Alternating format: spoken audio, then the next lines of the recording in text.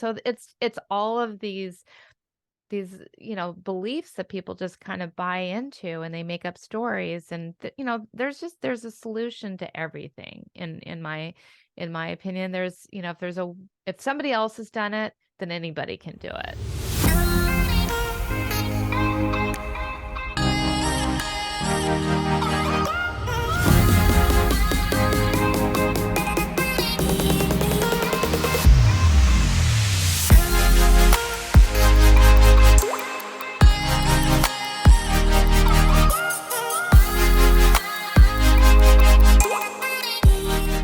So I want to welcome today Victoria Gallagher. Victoria is a worldwide leader in hypnotherapy, a best-selling author, international speaker, life success coach, and a renowned authority on the law of attraction. She has dedicated her life to empowering people all over the world to successfully live a life of liberty, aligned with their dreams through her effective meditative recordings and online courses. Through her podcast, The Power of Your Mind, she exudes her passion for inspiring listeners with influential guests in the areas of self-development, mindset, discipline and habits, entrepreneurship, wealth, and even relationships. So welcome, Victoria. I'm so excited to have you on the show today. Yes, I'm so excited to be here. Thank you so much for inviting me to be a guest on your show. So I don't know if you're aware, Victoria, but you have had a role to play in changing my life.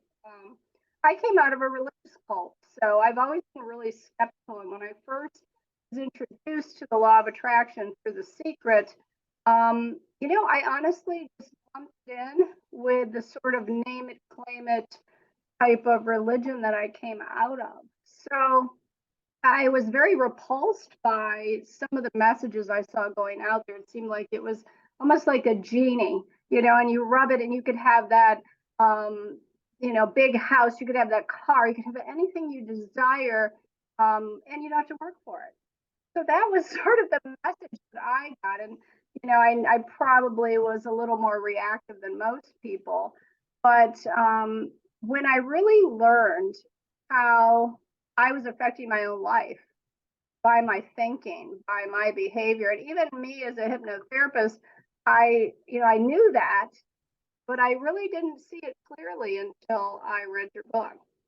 So you have really changed the way I thought, and it was really me beginning to notice how I was attracting negative things to myself.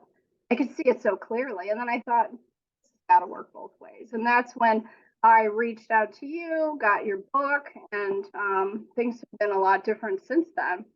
So tell me how you got into the law of attraction and how you discovered how well this works, because you have sort of a nuanced approach to it. It's not the cookie cutter approach that's out there in the mainstream. Yeah, well, first of all, thank you so much for sharing that story with me. That really warms my heart, and that really touches me, and it just kind of inspires me and motivates me to keep working on my passion. And so thank you so much. There's a couple of different key moments when law of attraction became apparent to me. Um, Early on, like when I was 18, my mom sent me this book called Total Self-Confidence by Dr. Robert Anthony. And it was the first personal development book that I ever read. And he mentioned the law of attraction. He even mentioned, that we're hypnotized by our false what is it, assumptions. And so it really did kind of get the wheels turning in my head all the way back then, to realize that we could really create and manifest anything that we desire. Even back when I was in first grade, I saw the sixth graders putting on the play The Wizard of Oz, and I said, I wanted to claim it at that moment that I was going to play Dorothy in The Wizard of Oz when I was in sixth grade. And that happened. And it it really changed my life. It just, even from just, a little girl, never knowing that there was this thing out there called the law of attraction. I just knew that, like, if I really, really think hard about something long enough, and obviously there's action and things like that, that I could have anything I wanted. I just knew I could have anything that I wanted. And there was a special way of thinking about it. And there was, and it would come to fruition. So moving into, like, after The Secret came out, just to kind of address that, I knew about this, law of attraction well before that movie came out. And then I just remember all of the people talking about the way that it works, and, seeming like a genie. And I loved that movie, because the way that I saw that movie, I kind of saw all those things more like just metaphors, and just for them to describe to people a little bit like how their mind can be very magical. And, but it really left a lot to um, people to, like, kind of make up how it really worked. And it almost, like, it was almost heartbreaking to watch people poo-poo it, and talk about how disgusted they were by this and all of that. That's what inspired me to, like, dig even deeper and decide to write this book about it, because I knew from my own personal experience all everything that's involved in actually making law of attraction work in your favor. It's always working, but it's a question of, like, is it working for you, or is it working against you? And that's the interesting thing, is I think I was one of those people that probably poo-pooed it and just thought, this is just what sounds like what I came out of. I'm using a spiritual law instead of going directly to God and believing God is going to give me everything that I want. But then when I honestly, I was turned off by a couple books that I picked up. But when I picked up your book, it was decidedly different than anything that I'd come across. There was just a different theme, a different message. And I didn't get that same flavor of, here's me sitting down there, incanting manifestations. It was very practical, like you said in your title, The Practical Law of Attraction, because I think we all know that we all understand things like the placebo effect. We understand things like self-fulfilling prophecy. And then when you introduce the law of attraction, the people that do explain it or promote it in a way that's not healthy, they do a disservice to everyone else. So explain how the way you approach the law of attraction is different from some of what you're seeing out there. So, yeah, how I see it is, it really is about these 8 manifesting conditions that we ultimately need to. It's about alignment. It's about alignment with, the energy of, really starting with a clear desire, which, believe it or not, I mean, like, so many people, oh, I want to manifest a car, I want to manifest a house, or I want to manifest a soulmate. And, but really, when it comes down to it, you ask somebody. I mean, the number one thing when I coach somebody, and it was like, well, what do you want? Well, I want all these things. And so they have, like, this laundry list of things. And it's like, it's really difficult to ask for people to just get down to, like, well, what is the one thing that you really want? And let's manifest that. And ultimately, from that, everything else will kind of fall into place, or it'll be the next step, the thing that you want to manifest after that. So it really does start with getting this real clear intention, and then aligning everything else with it, aligning your thoughts and your thinking, and catching your thinking to align with that desire.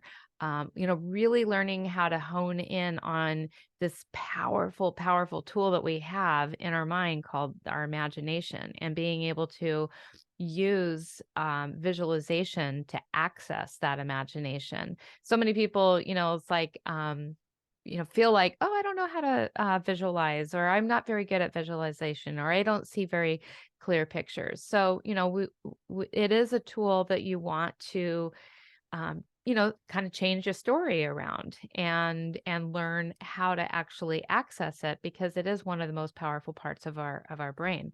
The other thing that so many teachers leave out that I really like, and this is my whole hypnotherapy background, is the beliefs.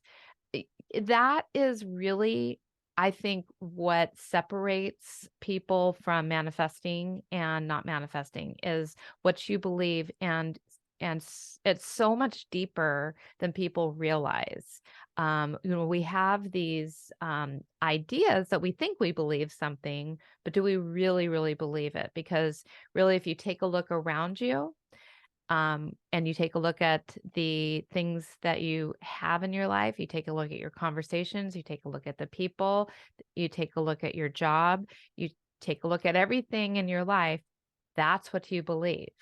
That's what you've been believing. I mean, that is what you're committed to having. And so something has to change. We have to be able to get beyond what we currently know. We have to be able to step out of this present level of awareness and invite new information in. And that's uncomfortable for so many people.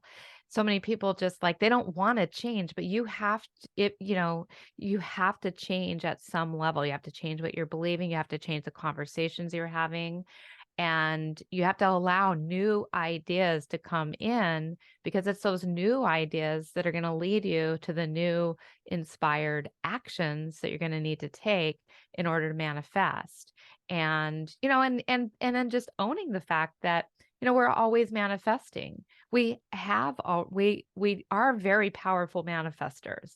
We're creative by nature, of just being creative human beings. And so to just recognize yourself as a creator, recognize yourself as a manifester, and then realize all these things ultimately just need to line up with what is it you do want versus all the things that people are constantly talking about what they don't want. It's like, oh, this never works out for me. Well, okay. Hello.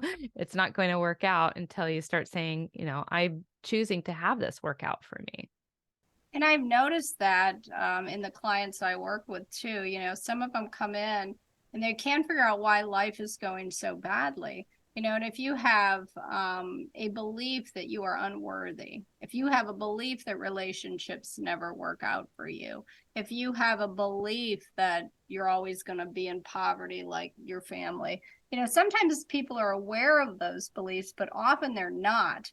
And even in my own life, when I first learned about the subconscious mind, it was because I met somebody. I was teaching a fitness class, and a very spiritual older gentleman in the class. And he said to me, "You don't believe in yourself. You don't believe you're worthy." And I said, "Yes, I do." And he said, "I know that you don't." And I was offended. And he said, "Because look at your life right now." This was years and years ago. He says, "You're dating a man who abuses you. Your life is evidence of what you really believe about yourself." And he introduced me to the concept of these beliefs we have deep within our subconscious mind and how they become a self-fulfilling prophecy in our life. And he didn't explain it as the law of attraction. This was quite a number of years ago. But I began to see in my life that if I wanted to know what I believed, I just had to look at my behaviors and the things in my life that were manifesting. And I continued to stay with this man for a time because of what I believed. And when those beliefs shifted, my behavior shifted, my life shifted. And that's the important thing that people need to understand, is that ultimately it's these beliefs, and we can shift these beliefs through the power of hypnosis. And how do you use hypnosis in the context of the law of attraction to help clients make these shifts? Well, I love visualization. I think visualization is such a powerful tool. And so what I generally do is I'll have somebody script out the life that they would step into, and and get themselves into a, deep state of hypnosis, but where when they're visualizing, they really are turning up the feelings and feeling as if this thing is happening right now. And it's the hardest thing to do, if you're not in a deep enough state of hypnosis. But when you get into hypnosis, you're much, much more receptive to the suggestions. And so you're much, much, you get that critical factor out of the way that wants to reject all your new ideas. And, you just allow yourself, like Neville Goddard, you just allow yourself to assume the feeling as if it's already fulfilled. And what this does, it's not magic. It's not that it just goes out to the universe and says, "Hey, I want this," and boom, we're gonna put that in your life. It changes your own brain. It changes your own programming. It changes the neural pathways in your brain. It's a literal physical neurological thing that actually takes place. And when you have these new ideas and these new feelings planted in the subconscious mind, what's going to happen is, it's going to change the filters by which you see what's actually happening in the world. What most people do not realize is that they're not seeing the whole picture. What they're seeing is just a fraction of the data that is actually happening at all times. And, so when you have this new idea, it's going to actually start to filter that data in a different way to allow you to see new opportunities that you never realized were available to you, but they've been there all along. And so that's, essentially how we just use it to reprogram through visualization, through powerful affirmations. I love to create and help people to create very powerful affirmations. All the affirmations do, all they're there for is just to continue to, program the mind, help you to feel, and help you to continue to reinforce the belief over and over again. Because eventually you say the same thing, you hear the same thing over and over again. Eventually you will believe it. And it's the same thing that happens in the other way. It's so much easier for people to believe the other way. It's like, oh my God, the world's such an awful place right now. Look at all the horrible stuff that's going on. I really, was thinking the other day, it's like, I would love to have like a 24/7 positive news channel where the only thing that was shown on there is the actual good, positive things that were going on in the world. Because I honestly think that alone would create such a shift, because, it's like our mass consciousness, we're always looking at all the, shit that's going on, and then of course, that's what we're attracted to and drawn to seeing more of. But again, through reprogramming the mind and habitually thinking about what you do want, you will create and change your reality. And I think what people don't realize is that they're hypnotizing themselves anyway on a day-to-day basis by the words they're saying to themselves, the pictures they're making in their heads. If you think about it, when you think about the future, you usually will visualize it anyway. And a lot of times for a lot of people, that's a negative visualization. They visualize, what will I do if I have to live alone the rest of my life, or my husband cheats on me, and they're telling themselves, well, I'm not going to be able to stand it. I won't be able to take it. I won't be able to deal with it. Just constant negativity going in. And this is a way to reverse that. That's what hypnosis and visualization, do, is we're just reprogramming with the positive, because whatever can be programmed in can be programmed out.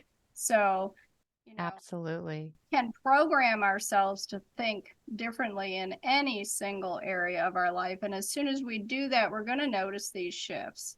It's just an automatic thing that happens, because I see people all the time and they're self-sabotaging their own life through the plethora of negative thinking that they're Oh, yeah. experiencing I on a mean, day-to-day basis. I can't tell you how many times I hear people, especially, getting into my 50s, so many people, um, want to talk about all the things that are supposed to happen to you as you age. And it's like, oh, aging sucks, or, you're gonna, this is just what happens when you get old. And, all of these negative thoughts that people have about what's going to happen to your body, and all of the things. It's like, oh, it's just a fact of life. And it's like, well, not all of that is a fact of life. And it's only a fact of life if you believe that that's a fact of life. And so and it's the same thing with relationships. It's the same thing with health. It's the same thing with money.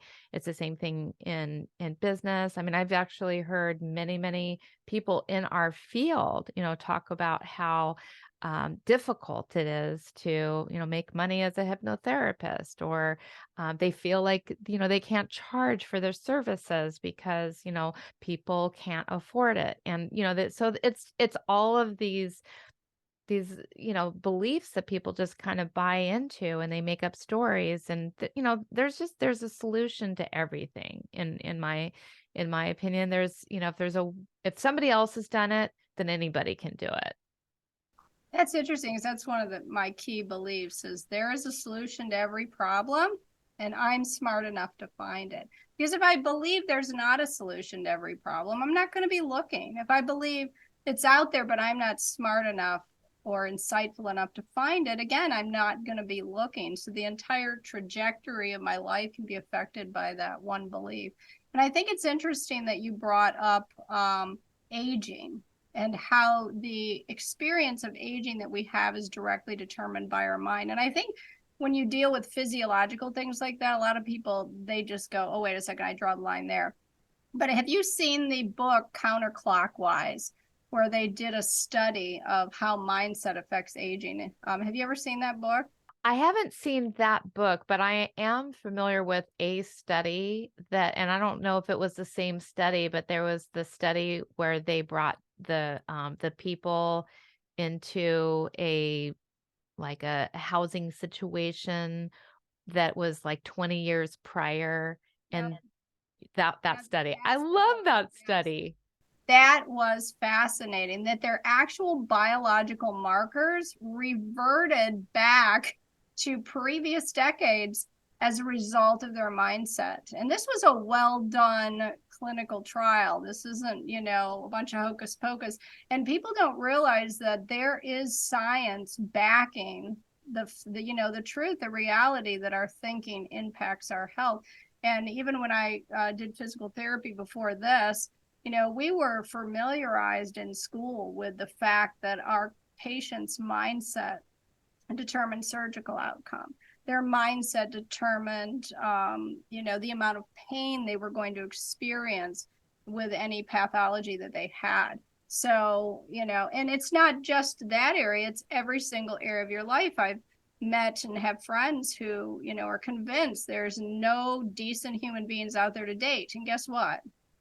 They don't meet any decent human beings. And you don't realize, you go into a situation and a circumstance with that predetermined mindset, and you're going to miss the opportunities. You're going to see things in that situation that are already, that aren't really even there, because you've already decided they're going to be there, that you're going to misjudge what people say, what people do. You're going to misjudge opportunities.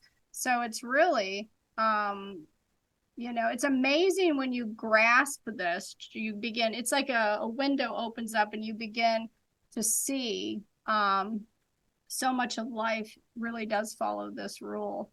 So some people might be thinking, okay, Victoria, can I manifest anything I want? I mean, what would you say to that? I would say you can manifest anything that is within your own realm, meaning like you don't have any control over other people, like how other people are going to behave and act. You cannot get cannot make somebody else fall in love with you. You can't make it, I mean, you can influence that, and that is a possible, if that person is open and available and willing, and you can do things in your mind that could cause that person to fall in love with you. But more likely than not, if somebody's already kind of made up their own mind that you're not for them, or, they like this other kind of person or this other person in general, there's nothing you're going to be able to do, because everyone has free will. So that other person has free will the same way that you do. Um, I also caution, when there's things that everyone is involved in, for example, everyone being involved in the lottery, like this is something, or, the way that the casino machines are going to hit, or anything like that. When it comes to something that is just, it's just kind of beyond your human capacity to control. You can't necessarily control getting a very specific job to open up, or you can't, anything that's beyond your human, capacity. We can't fly, that's just not, at this present level of awareness. I'm just going to suggest, now maybe people are flying and I'm just not seeing it. But currently I don't have the present level of awareness that allows me to see that that's a possibility for people. And but so those are kind of like, to me, those are like the boundaries or the borders. So like, where does your manifestation stop? Now, all that to say that, you want to increase your income, you want to be in a relationship, you want to improve your health. In general, all of those things are absolutely possible. It's just that the specifics and how and who and what is going to make those things happen for you, it's kind of, when you get down to the specifics, that is the part you don't have as much control over. But can a person become a millionaire? Absolutely. You can plant the seeds of becoming a millionaire, and you're going to get like zillions of ideas that are going to fly through your mind, that are going to allow you to land on the thing, the people, the situation, the opportunity to allow that to happen. If you want to meet your soulmate, plant the seeds. It may not be, Mike Larson or whoever the person is, that you're in love with, that is not in love with you, but somebody else, even better, is going to come on the scene.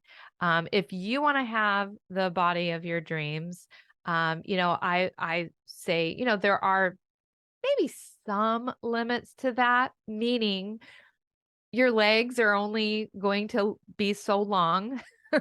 Your arms and your torso are only going to be so long. And, and so if the body of your dreams means that you're going to be like 5'11" versus 5'3", then, that's going to be probably something you're going to have to let go of. But yeah, within reason, I would definitely say that everything is possible to manifest. I think that's an important distinction that you made in your book. And that's one of the reasons that I liked your message, because I've heard the opposite message, almost to where people are saying, well, if you just, manifest a specific person or a specific job, but what do you really want? I mean, what we all really want is happiness and peace of mind. You know what I mean? And it doesn't have to be with one specific job. If you have that desire within you to have a certain career, to make a shift in your career, that desire is there for a reason, but it doesn't mean you're going to have a specific job. But when we have a vision, we could watch that materialize. And you mentioned in your book as well, surrendering. And I thought that was interesting. So I think one of the most important spiritual principles is to be able to accept and surrender to life as it unfolds, but also with the understanding that we have a large role to play in the direction of that unfolding based on our beliefs. and so there are these things outside of our control. And then there are things that we can control, but what our internal milieu is largely responsible for a great deal of that experience. Yeah. And just to dovetail on that, the surrender, the detachment, I think that is, I mean, that's the key to it all, really, is being able to detach from what you think is going to make you happy. Because, when we just reverse that and we realize, well, the key to all of it, what I really want at the end of the day, what everyone wants is we just want peace. We want joy. We want, these very specific core, feelings. And it is that. But we have to realize that even if we get the things that we think are going to make us happy, those things aren't necessarily going to make us happy. And it really is the other way around. We will be in the vibration, we'll be in the awareness level that we need to be in when we step into, and we own our happiness and realize, like, happiness is available to us now without all those things. And it's not to, like, say, oh, you're giving up. Surrendering is not about giving up on those things. It's just like this blend, this balance of, I'm moving forward, I'm manifesting the things that I want. These are the things that are on my dream board. These are the things that I'm going for in my life. And at the same time, right now, in this very present moment, I have everything that I need to be happy, to be grateful, to be present, and to be right here, right now. I think it really, so much of it really kind of comes down to presence. And it's that presence, it's that being present that's going to also show you all the other opportunities. Because when you're not present, you're kind of like, you're looking out there, you're looking beyond what's right in front of you, the doorways to take you where it is that you ultimately want to go. And I always teach people that innately, right now, in this very moment, you possess perfect mental and emotional health. You possess peace of mind. You possess love. You possess joy. And it's all of this up here in the realm of our thinking, distracting us from what we already possess. And some people just have the mind, and I think some of these people are drawn to what I would say, I think there is, like in any movement, a toxic element, probably within the law of attraction as well. And so these people are drawn to that because I can have whatever I want, and that's going to be the source of my happiness, not realizing that let's produce that happiness now. The feelings that you were talking about earlier, produce those first. And even if you never got what you desire, which you will, but even if you never got it, you're already happy. So everything is just sort of icing on the cake. And it's that, it's being happy in yourself that leads you to be able to find that soulmate. It's being confident in yourself right now that leads you to be able to move forward in your career. Yeah. That having these things now, that it's not that you're going to manifest something and that's going to produce that happiness. You can have it now. And why not? That's what we all really want anyway. Now, what sort of things block people from their ability to use the law of attraction in a positive way? Yeah, I would say, well, for one, just kind of like what we've been talking about is this attachment to thinking that other thing that is essential for my happiness, if I don't get that, I'm not going to be, or, just putting your happiness on hold, saying, I'm not going to be happy until this happens. I, I have been, subject to, it's like, I'm not above all of these issues. I mean, I fall prey to, some of these ideas myself sometimes. And, as many people probably know, I've been working on this app, and, there's been a lot of little blocks and things like that along the way. And I literally said the words out loud the other day, and obviously I take it back, but I literally heard, I'm like, I'm not going to be happy until this app is complete. Right? I mean, I literally said that. And, and here I am, a person who's been practicing this stuff. I mean, God, for decades. And so it still comes up in our being, even if, I mean, I meditate every single day of my life. And, so that's one of the things, though, that can really get us stuck, is just having this, this attachment to the outcome, but also, just allowing yourself to continue to complain about things, complaining about what's going on in the news, in the world, complaining about the people that you're living with, complaining about your life situation. I mean, all of that. When you complain, it's literally like telling your, the universe, your subconscious mind, however you want to spin it, it's literally asking for more of the same. And so, when you put that out there, it's just like, okay, there's more of that on the way. One my husband for a while, they would always mess up his food order. It still kind of happens. They always mess up. They never mess up my food order. It's always just his. Wherever we go, different places, different times, they mess up his food order. And what do you know? Like, every single time it happens, he gets so livid, because it's happened so much. He's like, why does this always happen? And, and I'll try to calm him down and say, it's like, hey, like, you gotta, like, at some point, to break this cycle, you've got to, like, laugh it off. It's like, it just happened again. And then, then you're available to manifest something else.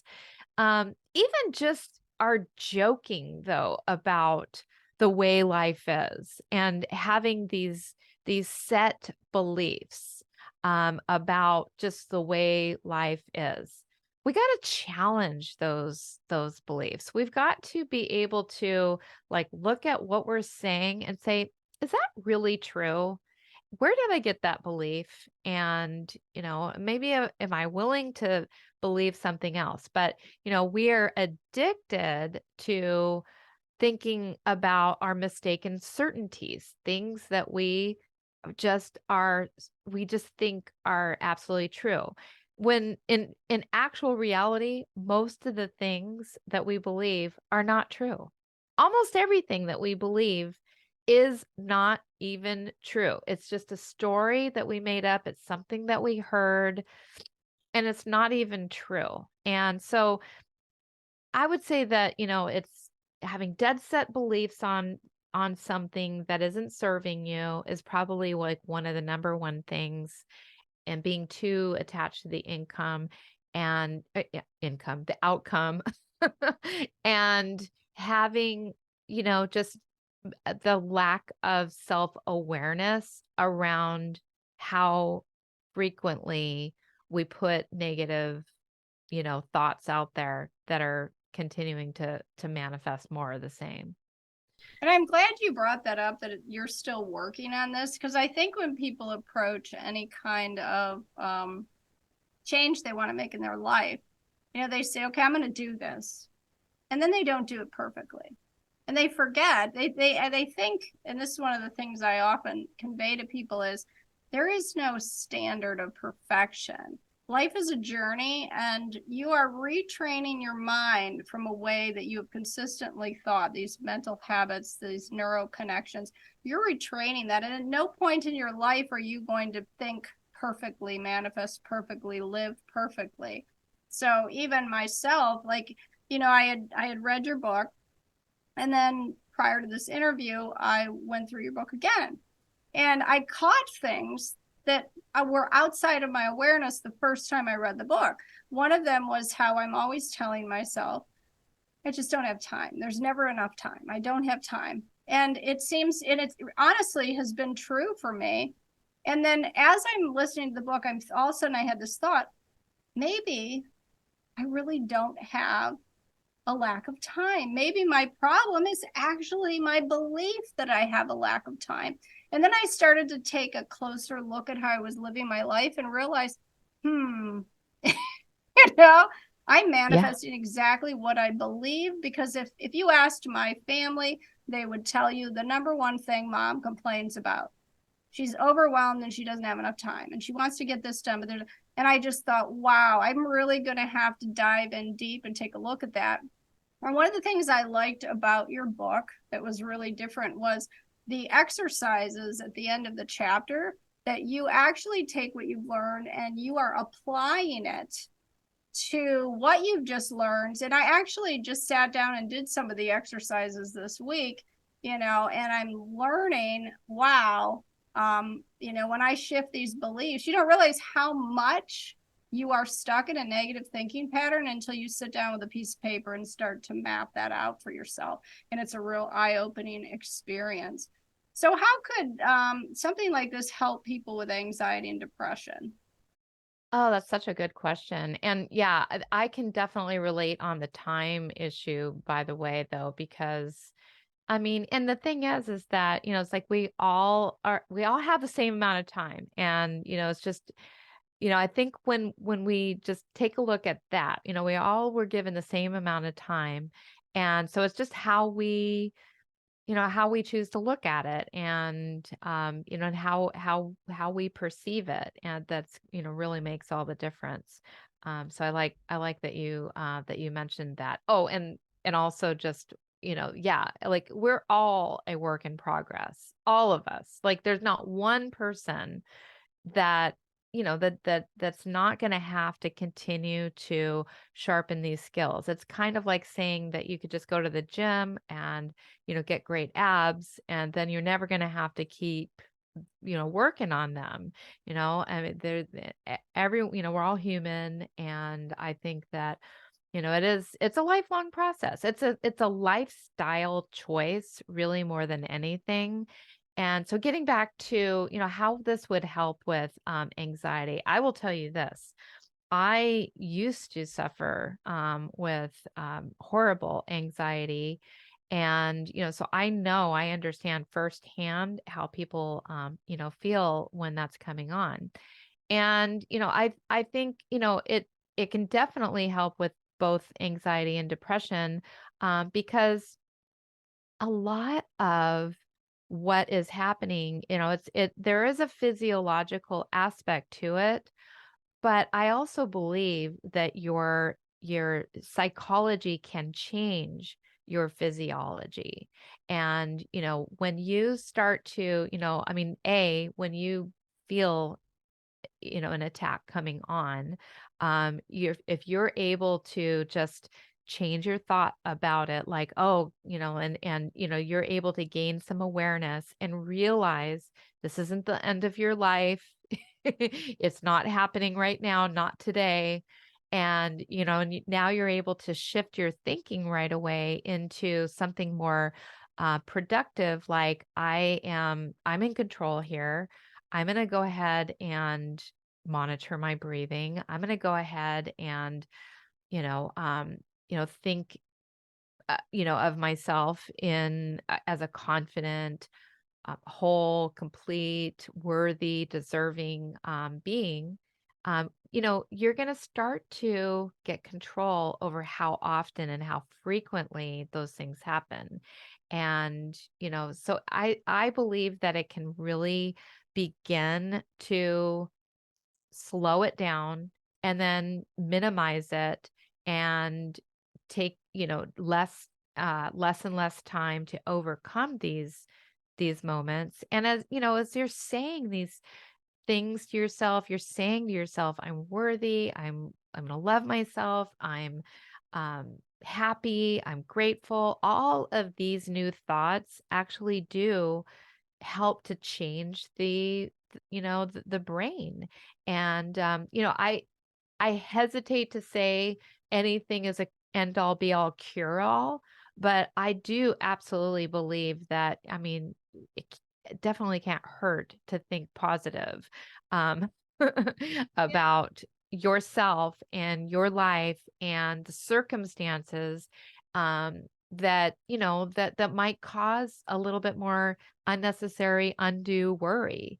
We people worry and worry and worry, and that worry affects things. It changes the brain. So if we can notice, like, I'm worrying about something, we might be able to prevent, anxiety. We might be able to prevent depression, all of that. So I think it's absolutely super helpful for that. And it's understanding too that at the root of, and I know there are exceptions to this. There are people who have physical ailments, autoimmune diseases, and sometimes that can produce within the body, the right biochemistry for anxiety, depression. But for the most part, when you look at the root of what's underlying that anxiety and depression, it's beliefs, it's thought processes about my own worthiness, about my capability of handling the situation I'm in. And a lot of people that are depressed because of their anxiety. So I think anxiety is at the root of most of these issues, and if your beliefs about yourself are that you're inadequate, not smart enough, not good enough, not attractive enough, it's going to produce anxiety.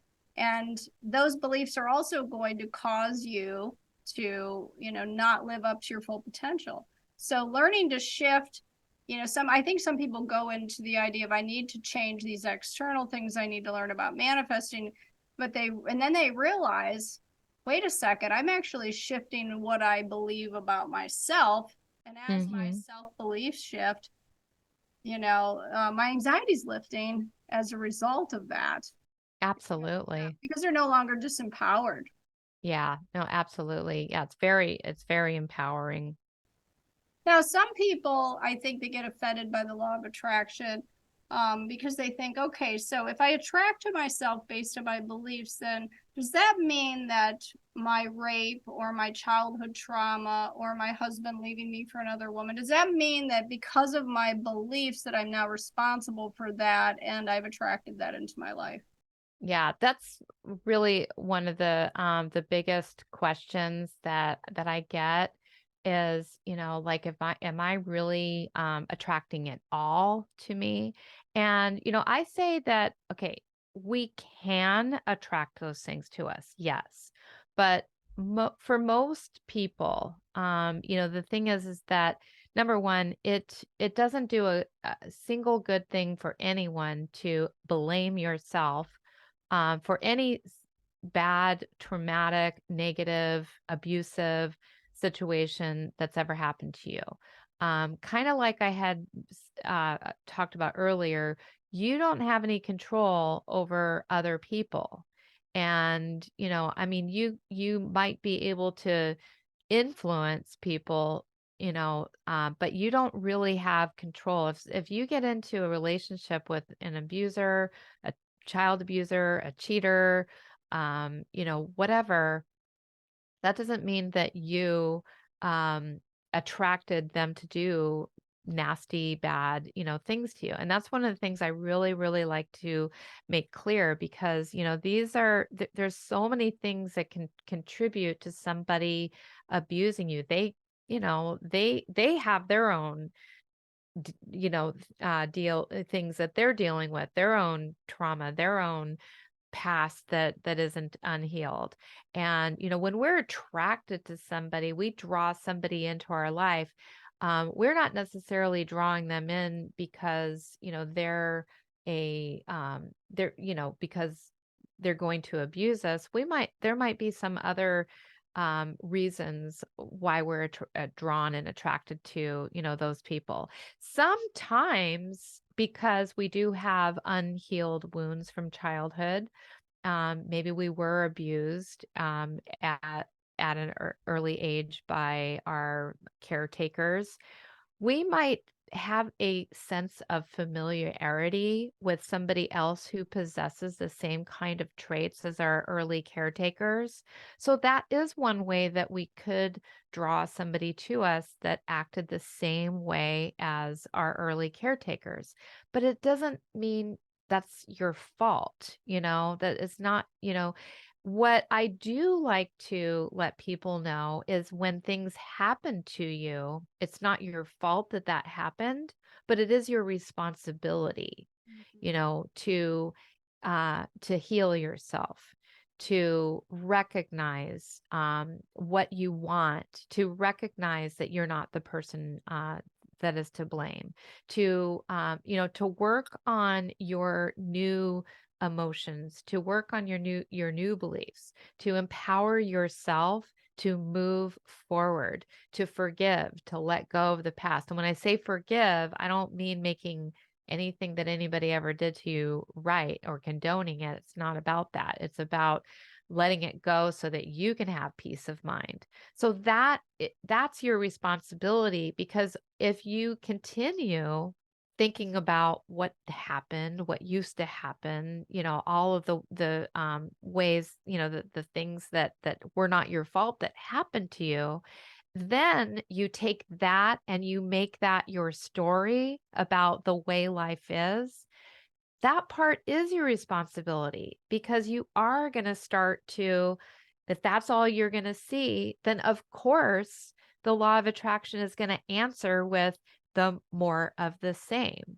So, it's really, it's a delicate topic, because no one deserves to be abused or be traumatized or have any, bad things happen. And taking that out into like, okay, so like, how did COVID happen? Or is that my fault? How did the war in Ukraine or any war, break out? Is that my fault? Did I create that? And I think that, kind of like that kind of gets into a little bit of like more of like a mass consciousness. We're all sort of holding this negative vibe. Every time we see anything negative that's, happening out there, we're holding this negative vibe. We're holding the, awareness of the planet. And, so the more, we're like, all the negative conversations that are going on, that's feeding into mass consciousness. And so bad things can continue to happen in the world because we're all thinking about it. We're all holding this energy. We're all holding the vibration of bad things happening. I tell you what, if we were all able to hold a positive energy, a positive light, consistently, thinking like, and just, yeah, I just made a rule for myself the other day, because I started just feeling myself like not, not feeling very good after watching the news recently. And it's just like, it's like, you know what? I'm done. I am done with watching the news. It's like, it's not serving me at all. Like, I don't need to know what's going on. I don't need to know who's going to jail or for what, or, whatever, it's just like, I'm just done, it's like, there's nothing I can do about it except for I I'm going to be in a much higher vibration by not watching it. So I'm going to be contributing to mass consciousness in a more positive way, because I'm utilizing my positive resources to project more positivity, make more positive programs, write more positive books, speak and, to people with my positive messages and influence people that way. And I can do that with, no need to know what all the drama is that's going on out there. I don't need to know about it.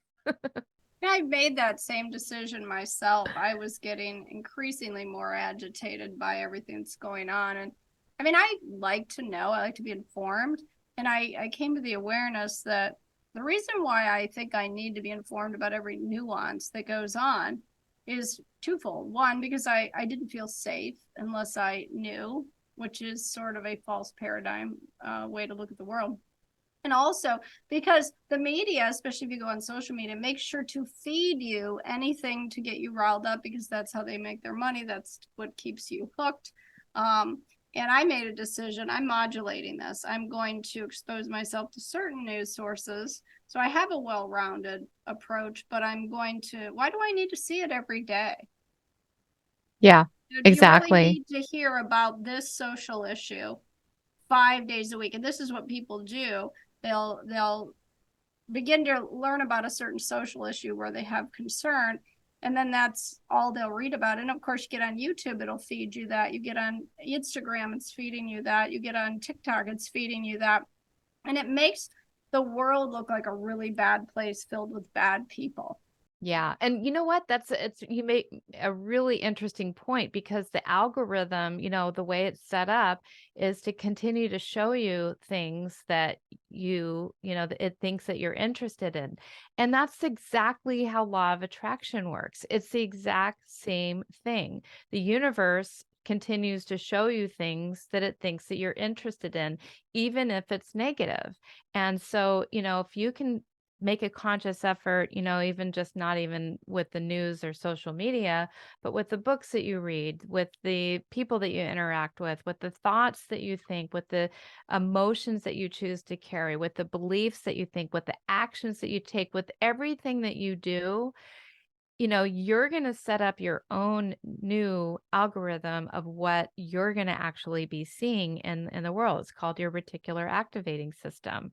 And it works like a charm. It just continues to give you things and filters out the data based on what you're exposing yourself to. So, if we want to change our experience in life, we have to change our experience in life. It's really that simple.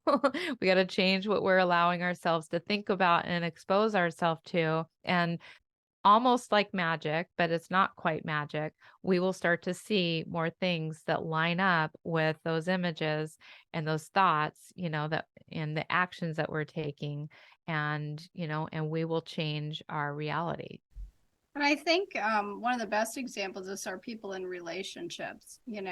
If you're in a relationship and your focus is on your partner's flaws, you're going to, first of all, notice those existing flaws. And then if you end up developing this critical attitude towards that individual, whether it's your spouse, your partner, your children, you're creating more of that by giving that individual an identity that maybe they didn't really need to have, by telling your kid, why are you always so lazy?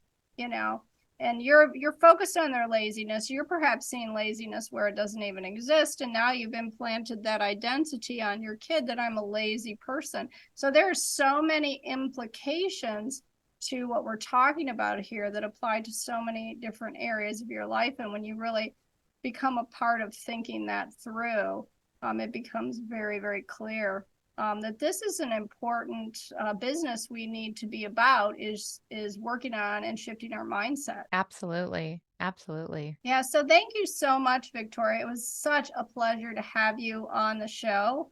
And just thank you so much for being here. Oh, it was my pleasure. Yeah, I love talking about this. And you definitely asked, some great, great questions that, I think, hopefully your audience, really resonates with, aligns with this, and, and they can make some positive changes. And, so I hope I was able to inspire your guests to, get out there and start living the life that you want, because it's available to you. All you have to do is, work on your belief system about this. And, you deserve to have all of your desires, and you can have them. And Victoria, if people want to read your books, if they want to reach out to you, tell people how they can get in touch with you. Yeah, so they can get the book on Amazon. Just type in Practical Law of Attraction and or Victoria Gallagher, or they can go to my website, victoriamgallagher.com, and there they'll get access to all the things, my courses, books, app, coaching, all of the things that I do. And they can also find out about my podcast, the Power of Your Mind podcast. And yeah. All right. Thank you so much. All right. Thank you, Tiffani.